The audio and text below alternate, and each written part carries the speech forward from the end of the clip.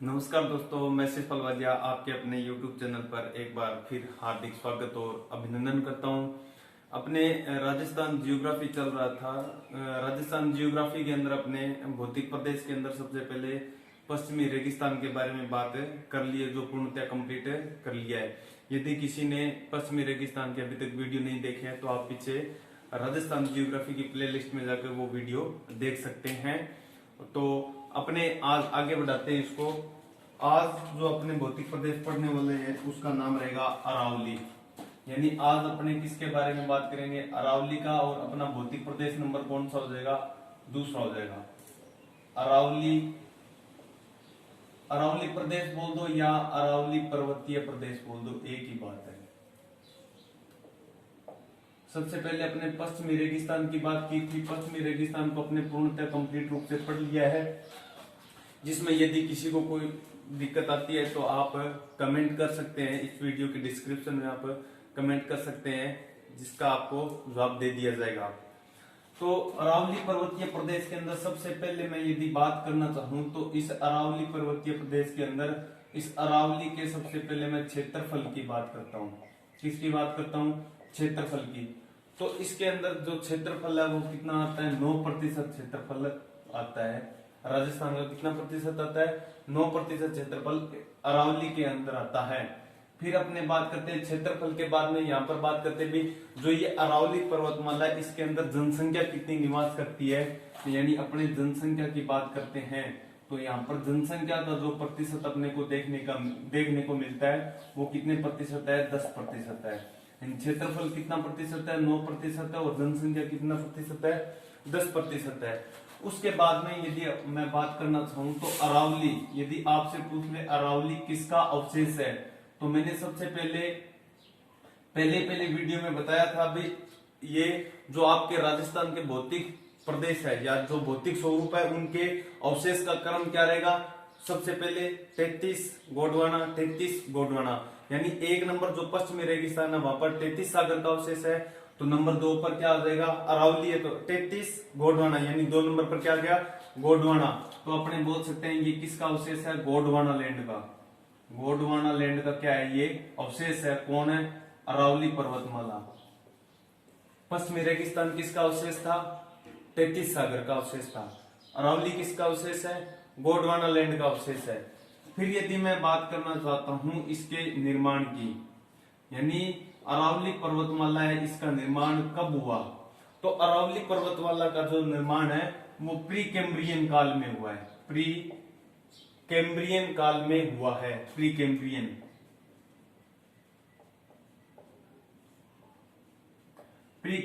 काल बोल सकते हैं, या मैं इसको बोल सकता हूं धारवाड़ काल में हुआ है। धारवाड़ काल में अरावली पर्वतमाला का जो निर्माण है वो प्री कैम्ब्रियन काल में हुआ है या धारवाड़ काल के अंदर हुआ है। और पश्चिमी रेगिस्तान जो अपने पढ़ा था उसका निर्माण किस काल में हुआ था? यदि आपने वीडियो देखा तो उसके अंदर मैंने बताया था उसका निर्माण काल प्लेस्टिनोसिस काल में हुआ है।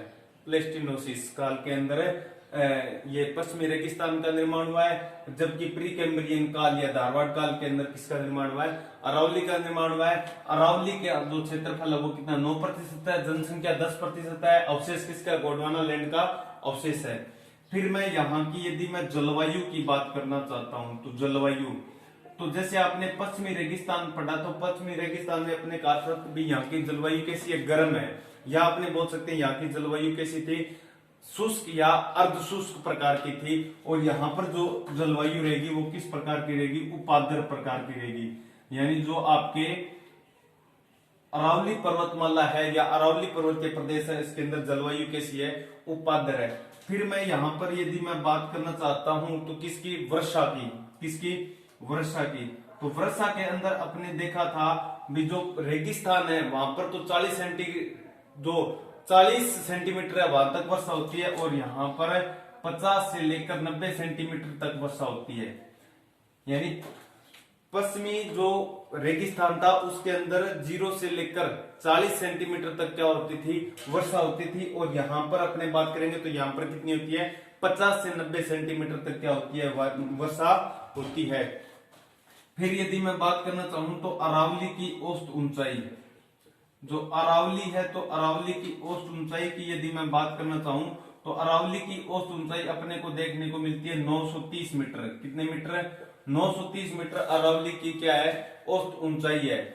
फिर यदि आपसे पूछ ले अरावली की आकृति किस प्रकार है, अरावली की यदि मैं आकृति की बात करता हूं तो अरावली की आकृति है वो तानपुरे के समान मानी जाती है। तानपुरे के समान अरावली की आकृति किसके समान मानी जाती है? तानपुरे के समान मानी जाती है। फिर यदि मैं बात करना चाहूं तो अरावली का जन्म, यानी अरावली का जन्म कहां से हुआ है, अरावली का जन्म है कहां से हुआ है, तो अपने बोल सकते हैं अरावली का जन्म कहां से हुआ है?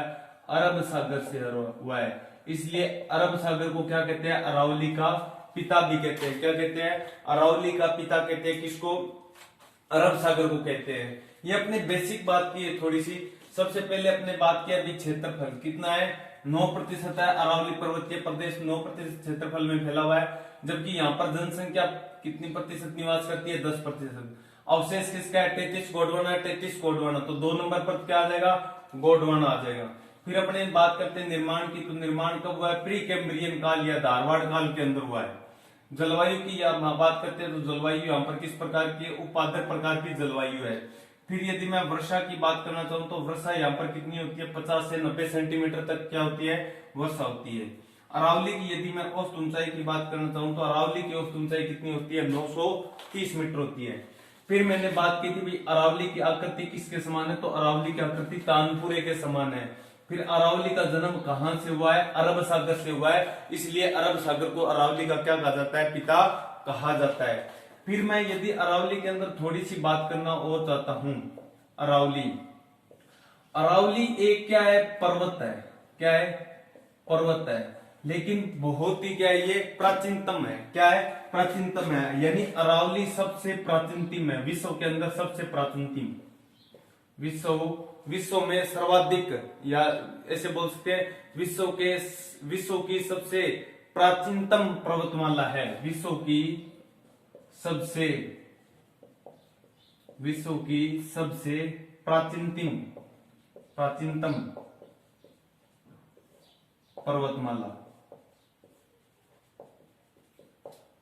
लगभग कितने वर्ष पूर्व? यानी 65 करोड़ वर्ष पूर्व।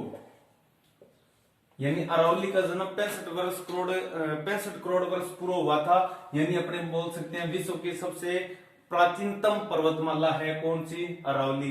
तो अरावली एक पर्वत है। पर्वत तो वलित भी होते हैं और कुछ अवशिष्ट भी होते हैं। तो अवशिष्ट भी होते हैं, तो यदि मैं अरावली की बात करना चाहूं तो अरावली जो प्राचीन समय में,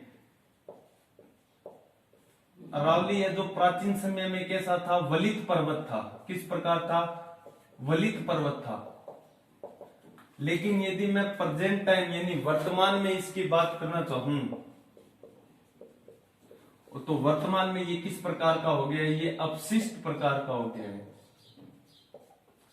यानी अपने वर्तमान में इसको क्या बोलते हैं? अपशिष्ट पर्वत बोला जाता है और अवशिष्ट पर्वत बोला जाता है। कहने का मतलब अरावली है वो एक क्या है? पर्वत है, लेकिन विश्व की सबसे प्राचीनतम पर्वतमाला है कौन है? अरावली है। लगभग कितने वर्ष पूर्व? 15 करोड़ वर्ष पूर्व अरावली का क्या हुआ था? जन्म हुआ था। उसके बाद में मैं बात करना चाहूं तो अरावली प्राचीन समय में एक वलित पर्वत थी। कैसा पर्वत था? वलित पर्वत था। और वर्तमान में यदि मैं बात करना चाहूं तो किस प्रकार का पर्वत है? ये अवशिष्ट प्रकार का पर्वत है। फिर यदि अपने बात करना चाहें तो यदि आपसे पूछ ले अरावली का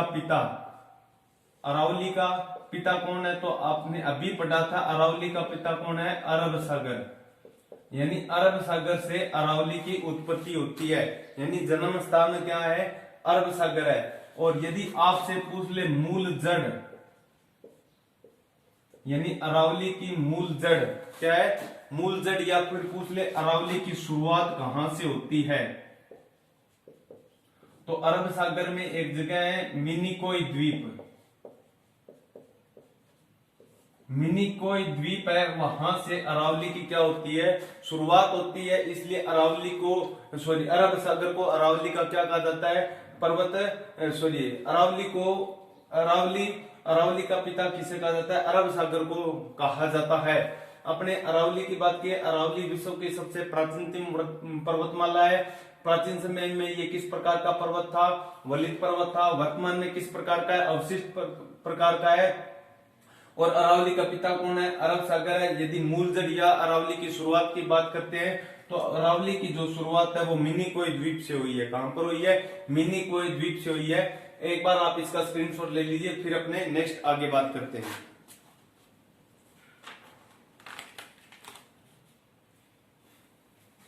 स्क्रीनशॉट ले लिया होगा आपने।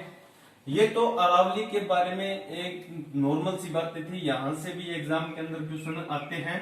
अब अपने अरावली के कुछ प्रचलित नाम है, उन नामों के बारे में अपने पहले देखेंगे भी, उनके नाम क्या क्या देखने को अपने को मिलते हैं। तो अरावली के अंदर सबसे पहले यदि मैं नाम की बात करना चाहूं तो अरावली है। तो अरावली को जो भौगोलिक भाषा है, सबसे पहले अपने बात करेंगे कौन सी भाषा में? भौगोलिक भाषा में।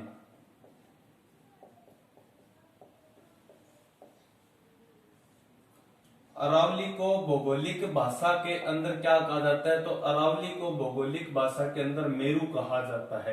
क्या कहा जाता है? अरावली को भौगोलिक भाषा में मेरू कहा जाता है।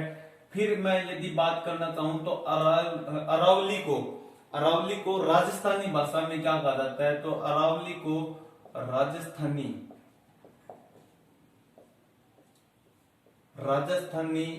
भाषा में क्या कहा जाता है? तो राजस्थानी भाषा में आडावाटा कहा जाता है। आडावाटा कहां कहा जाता है? राजस्थानी भाषा में कहा जाता है। मेरू किस भाषा में कहा जाता है? भौगोलिक भाषा के अंदर कहा जाता है। फिर आपने सुना होगा विष्णु पुराण। विष्णु पुराण है, उसके अंदर अरावली का अपने को नाम मिलता है परिपत्र। यानी विष्णु पुराण है, उसके अंदर अरावली को परिपत्र माना गया है, या परिपत्र नाम देखने को अपने को मिलता है। उसके बाद के अंदर बात करते हैं अरावली कहा जाता है कहां पर? गुजरात में। यानी गुजरात के अंदर अरावली को क्या कहा जाता है? अरावली ही कहा जाता है।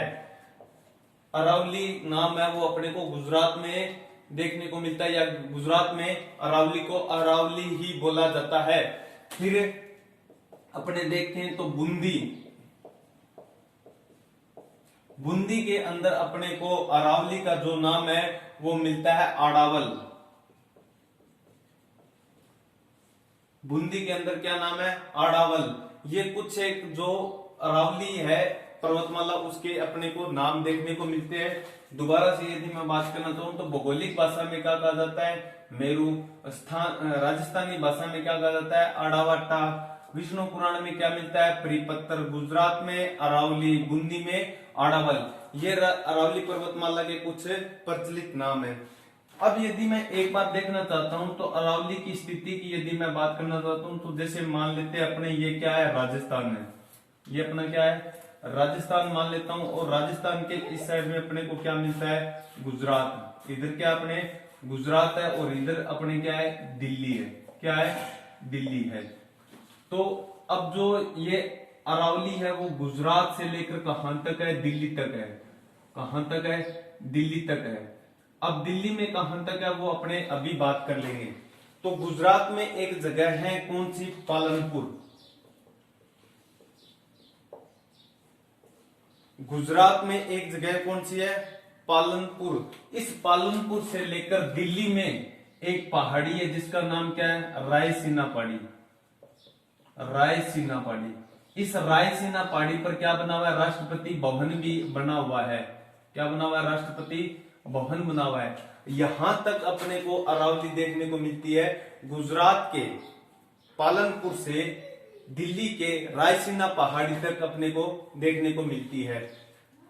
अब यदि मैं एक बार आप इसको लिख लिया होगा आपने। अब यहां पर मैं एक बार बात करना चाहता हूं तो सबसे पहले अपने बात करेंगे अरावली का विस्तार। सबसे पहले मैं यदि बात करना चाहता हूं तो अरावली का विस्तार। अरावली का विस्तार।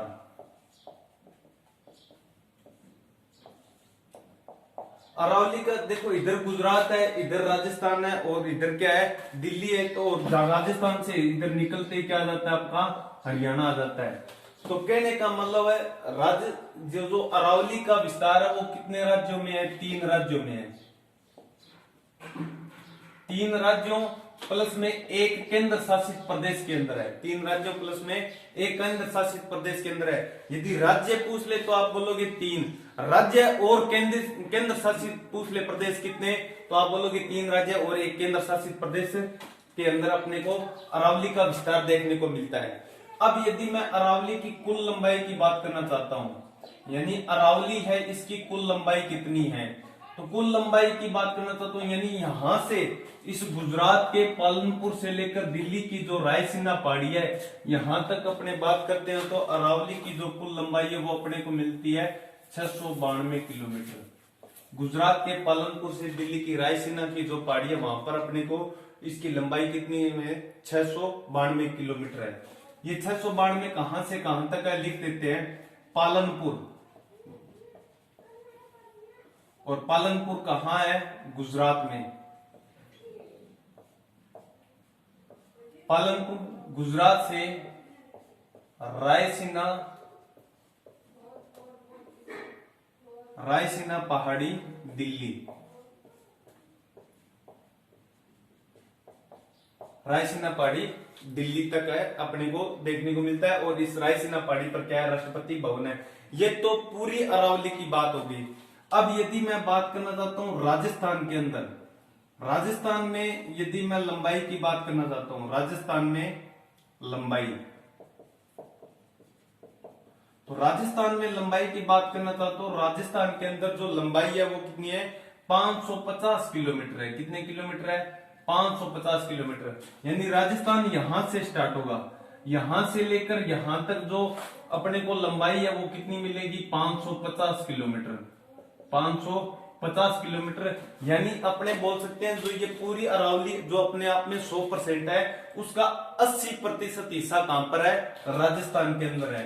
यानी अपने यहां पर लिख सकते हैं अरावली का 80%, संपूर्ण अरावली का 80% कहां पर है, अपने राजस्थान में है। अब राजस्थान में कहां से है, तो राजस्थान में अपने को यहां पर जो जिला मिलेगा तो वो कौन सा है, सिरोही। सिरोही से लेकर कहां तक है, झुंझुनू। लेकिन सिरोही में कौन सी जगह से स्टार्ट होती है, तो अपने लिखेंगे खेड़ ब्रह्मा, खेड़ ब्रह्मा टू खेतड़ी, खे से खेड़ ब्रह्मा और खे से खेतड़ी,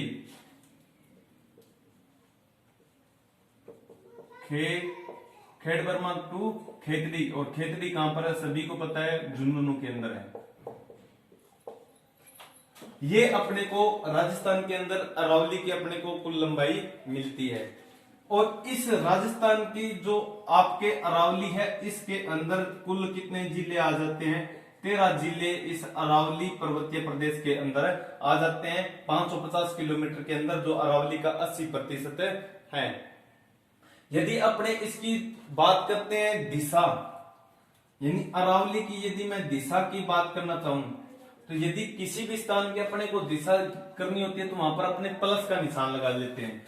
यहां जैसे मतलब ये अरावली है तो यहां पर मैं प्लस का निशान लगाता हूं, तो ये दिशा कौन सी हो जाएगी आपके, इधर पश्चिम है और नीचे की तरफ में क्या है, दक्षिण है। यानी कौन सी दिशा होगी, दक्षिण पश्चिम से उत्तर पूर्व। यानी दिशा की बात करना चाहूं तो कौन सी हो जाएगी, दक्षिण पश्चिम से उत्तर पूर्व। दक्षिण पश्चिम से उत्तर पूर्व दिशा के अंदर ये जो अरावली की क्या है, दिशा है, दक्षिण पश्चिम से उत्तर पूर्व की ओर। फिर यदि मैं बात करना चाहूं तो जो अरावली का सर्वाधिक विस्तार है वो अपने को कहां पर देखने को मिलता है, उदयपुर जिले के अंदर देखने को मिलता है। जबकि न्यूनतम विस्तार अपने को अजमेर के अंदर देखने को मिलता है। जो ये आपके अरावली है वो दक्षिण पश्चिम के अंदर, दक्षिण पश्चिम जो दिशा है, यानी जो अरावली आपके खेड़ ब्रह्मा सिरोही से जो स्टार्ट होती है वहां अपने देखते हैं तो अरावली की जो ऊंचाई और चौड़ाई क्या है, ज्यादा है। क्या है, ज्यादा है। जैसे जैसे अपने उत्तर पश्चिम दिशा की ओर जाते हैं तो ऊंचाई और चौड़ाई है वो दोनों क्या हो जाती है, कम होती जाती है। कहने का मतलब है उत्तर, यदि आपसे पूछ ले भाई अरावली की ऊंचाई और चौड़ाई किस क्रम में बढ़ती है, किस क्रम में बढ़ती है, तब तो आप कहोगे उत्तर पश्चिम से यदि हम दक्षिण पश्चिम उत्तर पूर्व से दक्षिण पश्चिम की ओर आते हैं तब अरावली की जो ऊंचाई है वो क्या होती है, बढ़ती है। यदि आपसे पूछ ले अरावली की ऊंचाई किस प्रकार घटती है तो आप लिखोगे दक्षिण पश्चिम से उत्तर पूर्व की तरफ जाते हैं तो अरावली की ऊंचाई और चौड़ाई अपने को घटती हुई या मिलती है।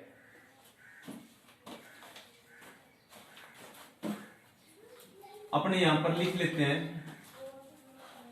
मैं यदि बात करना चाहता हूं तो अरावली का सर्वाधिक विस्तार, अरावली का सर्वाधिक विस्तार है वो अपने को किस जिले में देखने को मिलता है तो राजस्थान के अंदर अपने को उदयपुर जिले के अंदर देखने, अपने राजस्थान के संदर्भ में बात कर रहे हैं तो सर्वाधिक विस्तार अपने को उदयपुर में देखने को मिलता है। और न्यूनतम यदि मैं बात करना चाहूं तो न्यूनतम विस्तार अपने को कहां पर देखने को मिलता है, अजमेर के अंदर देखने को मिलता है, अजमेर के अंदर अपने को देखने को मिलता है। और यदि आपसे पूछ ले अरावली की सर्वाधिक ऊंचाई, सर्वाधिक ऊंचाई तो सर्वाधिक ऊंचाई कहां है, सर्वाधिक ऊंचाई अपने को देखने को मिलेगी तो वो देखने को मिलती है सिरोही के अंदर। यदि ऊंची कोई भी चीज की यदि बात आती है राजस्थान के अंदर तो कौन सा जिला आता है, आपका सिरोही जिला आता है। अब यहाँ न्यूनतम विस्तार अजमेर के अंदर है और न्यूनतम ऊंचाई भी कहां पर देखने को मिलती है, अरावली की न्यूनतम ऊंचाई भी अपने को देखने को मिलती है अजमेर के अंदर। यानी अजमेर के अंदर न्यूनतम विस्तार भी है, यानी अरावली कम फैली हुई है कहां पर है, अजमेर में, और अरावली कम ऊंची है कहां पर है, अजमेर में भी। और यदि मैं ज्यादा कहां पर फैली हुई है, उदयपुर में, और सबसे ज्यादा ऊंचाई कहां पर है, सिरोही के अंदर है। फिर यदि आपसे पूछ ले अरावली, यदि आप यहां पर नोट लगा सकते हो, अरावली दक्षिण पश्चिम से, अरावली की ऊंचाई व चौड़ाई, अरावली की ऊंचाई व चौड़ाई, अरावली की ऊंचाई व चौड़ाई उत्तर पश्चिम, उत्तर पूर्व से दक्षिण पश्चिम की ओर बढ़ती है। कहने का मतलब हो गया जैसे अपने उत्तर पूर्व से दक्षिण पश्चिम की ओर आते हैं अरावली के सापेक्ष तो ऊंचाई और चौड़ाई बढ़ती है। इसका उल्टा क्या हो जाएगा, अरावली की ऊंचाई और चौड़ाई है वो कम होती है किस क्रम में, जब हम दक्षिण पश्चिम से उत्तर पूर्व की ओर जाते हैं तो अरावली की ऊंचाई और चौड़ाई अपने को कम मिलती है, कम मिलती है यानी घटती जाती है। और अरावली के संदर्भ में कुछ कथन कहे गए हैं तो उसके अंदर सबसे पहले यदि मैं बात करना चाहता हूं तो कर्नल टोड यानी कर्नल जेम्स टोड ने क्या कहा है, कर्नल जेम्स टोड ने अरावली के लिए कहा है ये तो राजपुताना की सुरक्षा दीवार है, राजपुताना की सुरक्षा दीवार, राजपुताना की क्या है, सुरक्षा दीवार है। ये किसने कहा था, कर्नल जेम्स टोड ने कहा था। फिर यदि मैं उसके बाद में यदि मैं बात करना चाहूं तो एक विद्वान आते हैं जिनका नाम है अबुल फजल, एक इतिहासकार है जिनका नाम क्या है, अबुल फजल। और अबुल फजल ने इसे क्या कहा है, ऊंट की गर्दन, क्या कहा है, ऊंट की गर्दन कहा है किसको, अरावली को। ये किसने कहा है, अबुल फजल ने कहा है। तो एक बार आप दोबारा से देख सकते हो अरावली का विस्तार कितने राज्यों में, 3 राज्यों में। केंद्र शासित प्रदेश का भी पूछ ले तो एक केंद्र शासित प्रदेश। लंबाई कितनी है, 692 किलोमीटर टोटल। कहां से कहां तक, पालनपुर से रायसीना पहाड़ी तक। राजस्थान में लंबाई कितनी, 550 किलोमीटर। अरावली का कितना प्रतिशत है, ये 80% है। कहां से काट, खेतड़ी खेड़बरमा टू खेतड़ी। कितने जिले आ जाते हैं, 13 जिले आ जाते हैं। दिशा की यदि बात कर ले तो दक्षिण पश्चिम से उत्तर पूर्व। सर्वाधिक विस्तार उदयपुर, न्यूनतम विस्तार अजमेर, सर्वाधिक ऊंचाई सिरोही, न्यूनतम ऊंचाई अजमेर। अरावली की ऊंचाई और चौड़ाई किस क्रम में बढ़ती है तो दक्षिण उत्तर पूर्व से दक्षिण पश्चिम की ओर बढ़ती है, जबकि दक्षिण पश्चिम से उत्तर पूर्व की ओर ऊंचाई और चौड़ाई घटती है। कर्नल जेम्स टोड ने क्या कहा है अरावली के लिए? कर्नल जेम्स टोड ने अरावली के लिए ये कहा है कि ये तो राजपुताना की क्या है, एक सुरक्षा दीवार है। और अबुल फजल ने क्या कहा है, इसे ऊंट की गर्दन कहा है। तो एक बार आप इसका स्क्रीनशॉट ले लीजिए, फिर अपने नेक्स्ट बात करते हैं।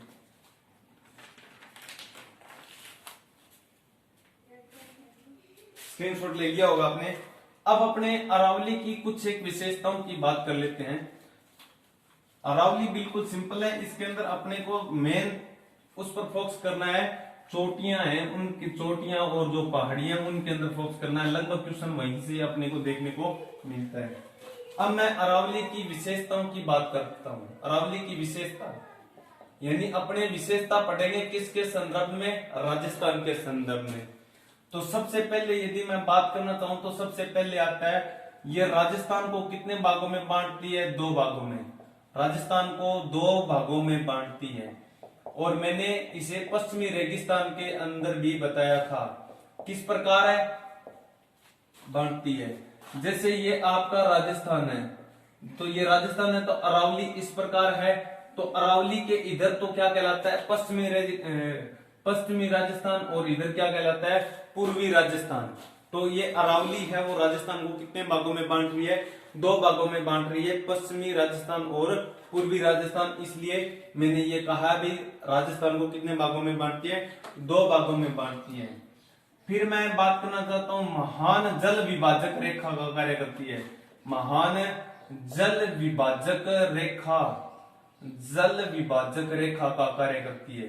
रेखा का कार्य, महान जल विभाजक रेखा यानी जल विभाजक रेखा क्या है? एक ऐसी उच्च भूमि जिसके आधार पर अपने किसी क्षेत्र को क्या कर दिया जाता है? अलग अलग कर दिया जाता है। तो ये अरावली है, इस अरावली के कारण पश्चिम के अंदर वर्षा क्या होती है?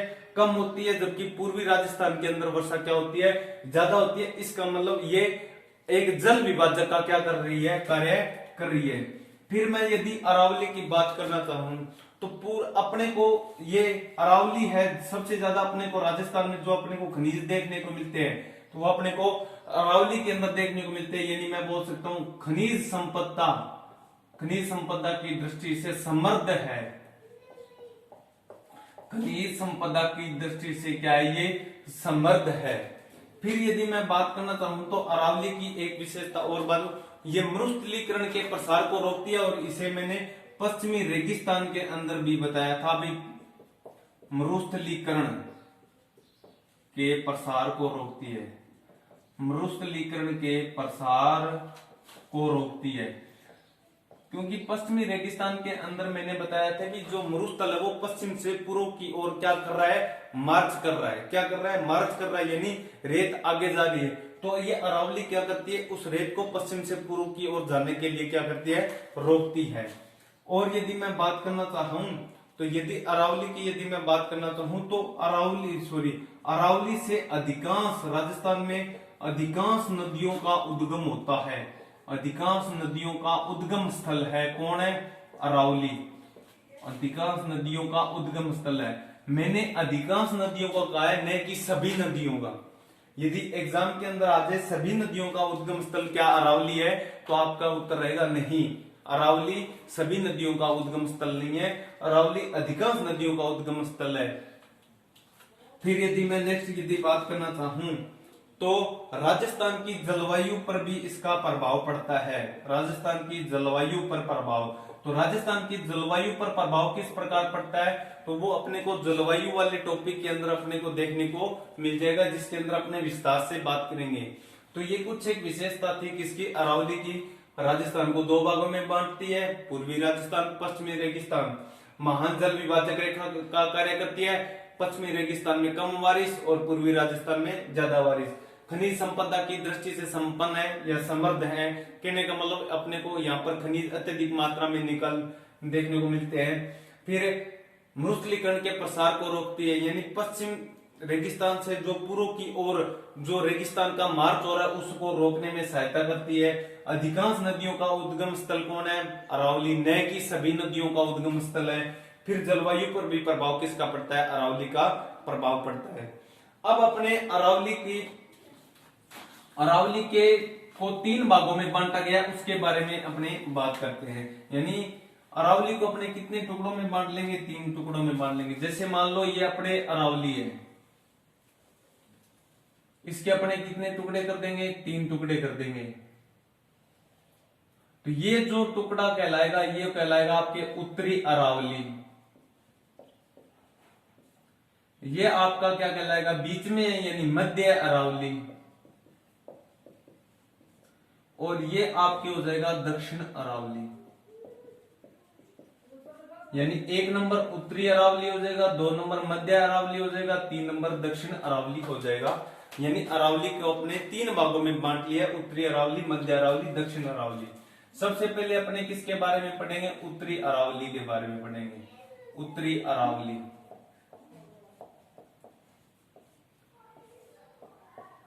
सबसे पहले अपने पढ़ेंगे उत्तरी अरावली। तो उत्तरी अरावली का जो निर्माण है, उत्तरी अरावली का जो निर्माण है वो क्वार्टजाइड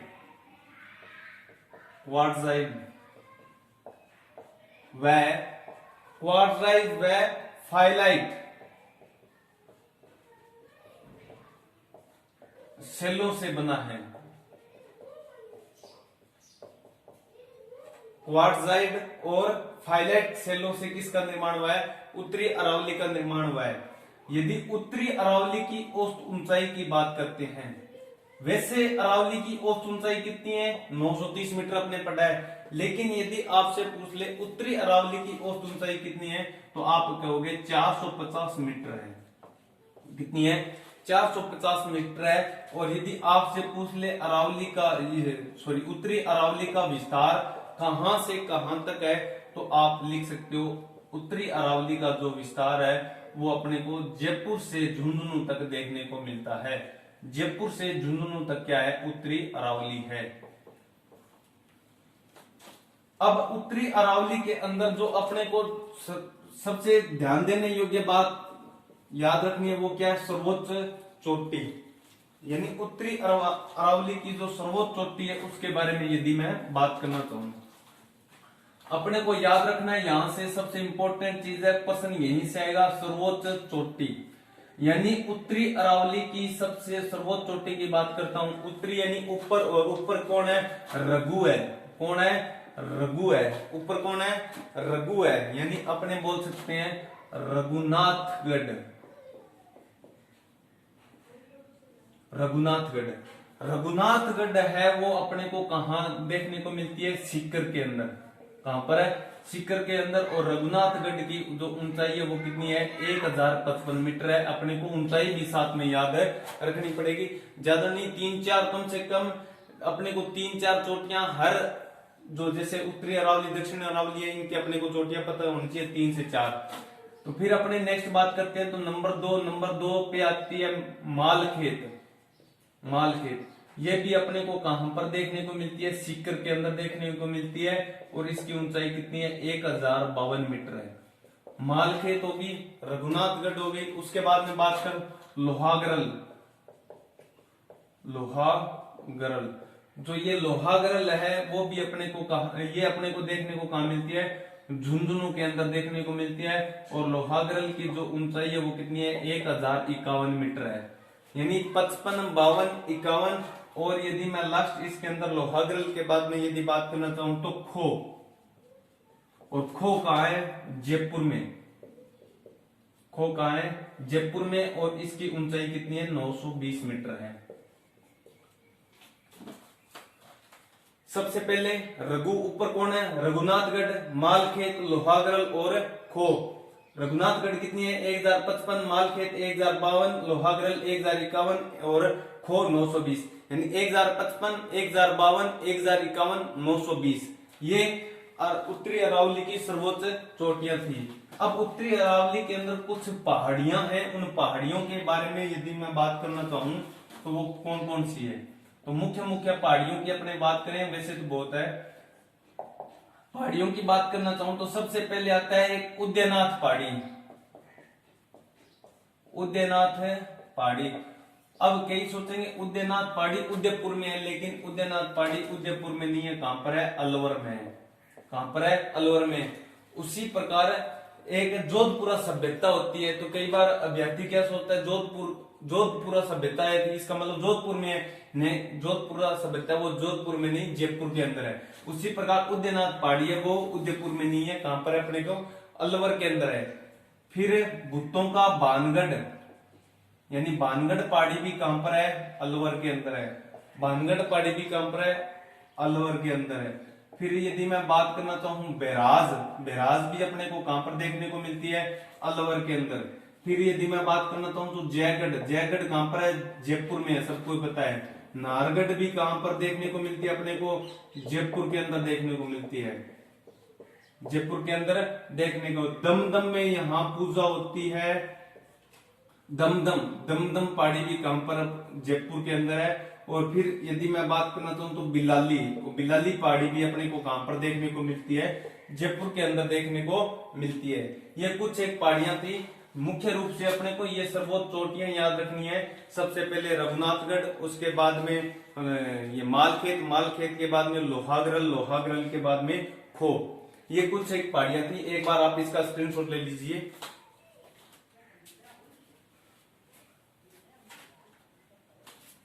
स्क्रीनशॉट ले लिया होगा।